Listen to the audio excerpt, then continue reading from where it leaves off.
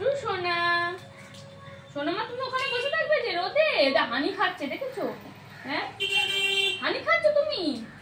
Tasty tasty হানি, ভালো হানি। আচ্ছা খাও। মিতু ওখানে হানি খাচ্ছে, হানির ওপরে বসে আছে, হানির বদলে ও হানি খেতে বেশ ভালোবাসে, মিষ্টি মিষ্টি বলে।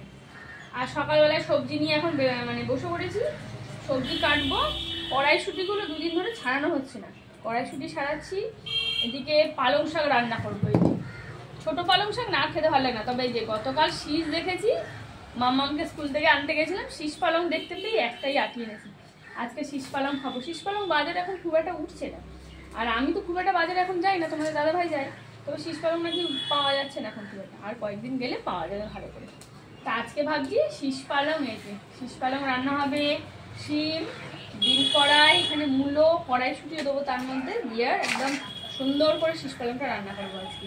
আর তারপরে আর কি রান্না হয় দেখি, আজকে মঙ্গলবার নিরামিষ, ওই জন্য এখন কি রান্না বান্না হয় দেখা যাবে।